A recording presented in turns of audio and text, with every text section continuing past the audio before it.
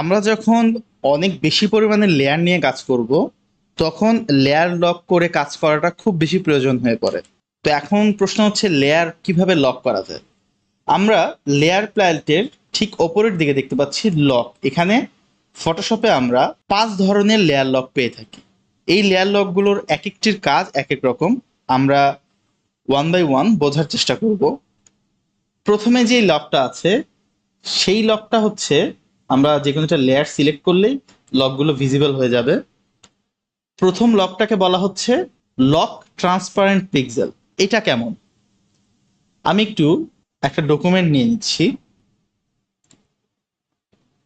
আমি এখানে একটা সিলেকশন নিলাম, একটা সার্কেল নিলাম, সিলেকশন তৈরি করে একটা লেয়ার নেই, একটা লেয়ার নিয়ে এখানে কালার অ্যাপ্লাই করলাম, তারপর ডিসিলেক্ট করে দিলাম।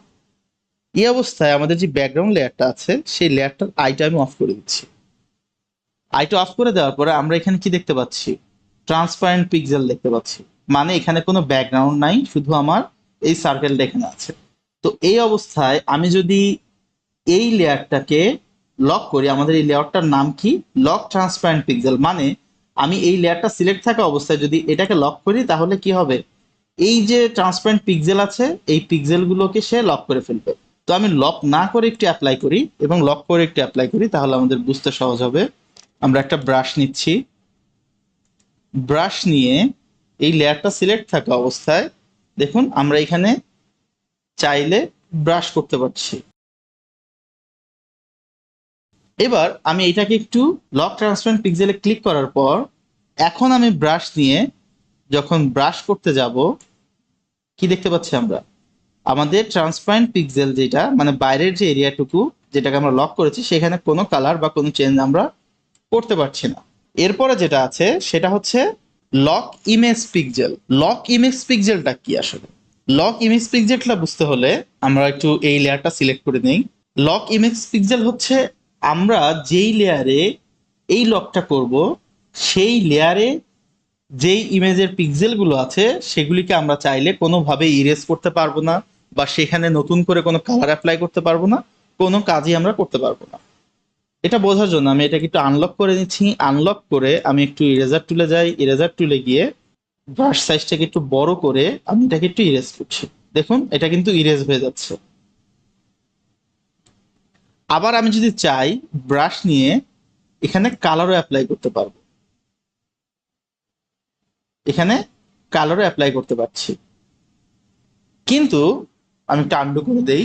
যখন আমি এই জায়গাটায় লক ইমেজ পিক্সেলে ক্লিক করব, তখন আমরা দেখতে পাবো যে আমরা এখানে কোনো চেঞ্জ করতে পারছি না। দেখুন আমাদের ব্রাশটা কিন্তু আর আগের মতো না, এখন ইরোড দেখাচ্ছে।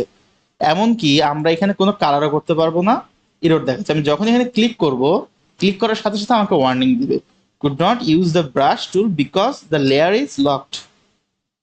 এরপরে যে লকটা আমরা এখানে দেখতে পাচ্ছি এটাকে বলা হয় লক পজিশন। আমরা এই লকটার মাধ্যমে যে কোনো একটা লেয়ারের পজিশনটা ফিক্সড করে দিতে পারি। যেমন আমি যদি ক্যারেক্টারটাকে সিলেক্ট করি, সিলেক্ট করলে আমরা কি দেখতে পাচ্ছি এখানে, যে এইটাকে আমরা চাইলে বিভিন্নভাবে মুভ করাতে পারছি, তাই না? কিন্তু যখনই আমরা এইটাকে লক পজিশন করব, লক পজিশন করার সাথে সাথে কি দেখতে পাচ্ছি, এইটাকে আর আমরা লক মুভ করাতে পারছি না। দেখুন পেছনেরটা সিলেক্ট হয়েছে কারণ আমি এখানে ক্লিক করেছি, ক্লিক করার সাথে সাথে এইটাকে আসে সিলেক্ট করেন, পেছনের অবজেক্টটাকে সিলেক্ট করে ফেলেছে। আমি বারবার যত ক্লিক করি এটা সিলেক্ট হবে না। যখনই আমরা এই লেয়ারটাকে লক পজিশন থেকে আনলক করে ফেলবো, তখন আমরা কি দেখতে পাচ্ছি, আমরা এটাকে আবার মুভ করাতে পারছি।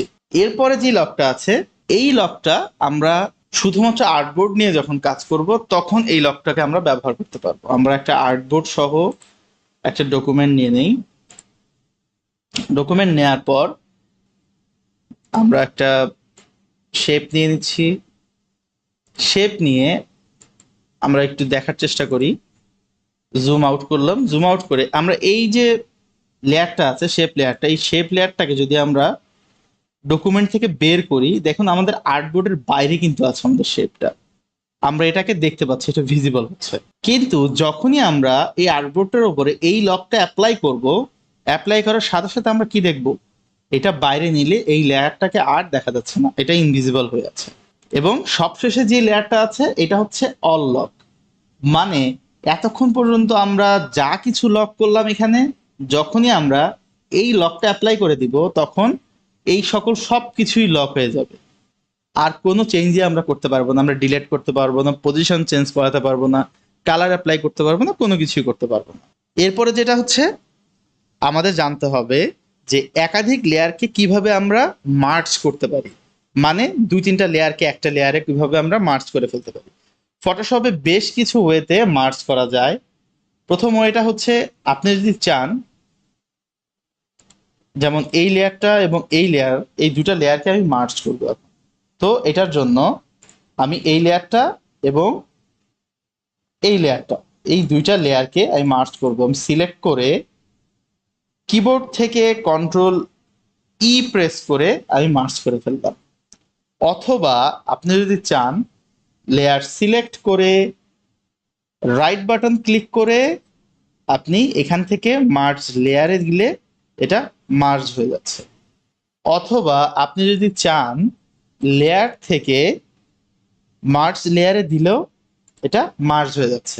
এটা শুধুমাত্র যে দুইটা লেয়ারের জন্য তা না, আপনি চাইলে আপনার পছন্দ মতো লেয়ারকে সিলেকশন নিয়ে মার্জ করে ফেলতে পারেন। এছাড়া আমরা যদি চাই, ধরে নিলাম আমি এখান থেকে কয়েকটা লেয়ারের আই অফ করে দিচ্ছি, আই অফ করে দিয়ে এবার আমরা যদি এখান থেকে লেয়ার থেকে এখানে যাই, সিলেক্ট না করে যদি আমরা মার্জ ভিজিবলে ক্লিক করি, যেটা শর্টকাট শিফট কন্ট্রোল ই, তাহলে কি হবে, আমাদের লেয়ার প্যালেটে যতগুলো লেয়ার ভিজিবল, মানে যতগুলো লেয়ারের আই অন করা আছে সবগুলো লেয়ার মার্জ হয়ে যাবে। জাস্ট ক্লিক করছি আমি, ক্লিক করার পরে কি দেখতে পাচ্ছি যে সবগুলো লেয়ার যেগুলি ভিজিবল ছিল সেগুলি মার্জ হয়ে গেছে। এবং এরপরে যেটা চলে আসে সেটা হচ্ছে ওপাসিটি এবং ফিল। এইটা আসলে কি, আমরা এখানে ওপাসিটি দেখতে পাচ্ছি, আমরা একটু এখানেই দেখি, এটা আন্ডু করে নেই, আন্ডু করে পেছনে চলে যাই। আচ্ছা, এই যে ক্যারেক্টারটা আছে এটা লক অবস্থায় আছে, আমি এটাকে একটু আনলক করে নেই। এই যে লেয়ারটা আছে এই লেয়ারটার আমি চাইলে এখান থেকে ওপাসিটিটা কমাতে পারি। ওপাসিটিটা কমালে কি হবে, আমাদের লেয়ারটার ট্রান্সপারেন্সিটা বেড়ে যাবে। মানে আমি চাইলে এই ইমেজটার ভেতর দিয়ে, ওয়ান মোমেন্ট আমি এটাকে একটু উপরে নিয়ে নিই, এই লেয়ারটার ভেতর দিয়ে এর পেছনে যেই লেয়ারগুলো আছে সেটাকে দেখতে পারবো। ওপাসিটি যত কমবে ট্রান্সপারেন্সি তত বাড়বে, ওপাসিটি যত বাড়বে ট্রান্সপারেন্সি তত কমবে। এবার যেটা আছে সেটা হচ্ছে ফিল। ফিলটা দিয়ে আসলে কিভাবে কাজ করা যায়, আমরা একটা শেপ লেয়ার এখানে নিয়েছি, এই শেপ লেয়ারটা দিয়ে আমরা একটু এখান থেকে এই শেপের স্ট্রোকটা অন করে দেই। আমরা এখান থেকে একটা ব্লু কালারের স্ট্রোক নিয়ে নিচ্ছি, স্ট্রোকটার সাইজ আমি আর একটু বাড়িয়ে দেই, এটাকে আমি 25 করি। এবার এখানে যেটা হবে, আমরা যদি ওপাসিটি থেকে যখন কমাই তখন কি হয়, পুরো লেয়ারটার যা কিছু আছে সব কিছুরই সে ট্রান্সপারেন্ট করে ফেলে। কিন্তু যখনই আমরা ফিল থেকে ট্রান্সপারেন্ট করতে যাব তখন কি হবে, শুধুমাত্র আমাদের যে ফিল কালারটুকু আছে সেটা ট্রান্সপারেন্ট হবে, আমাদের স্ট্রোকে সে কোনো চেঞ্জ আনবে না।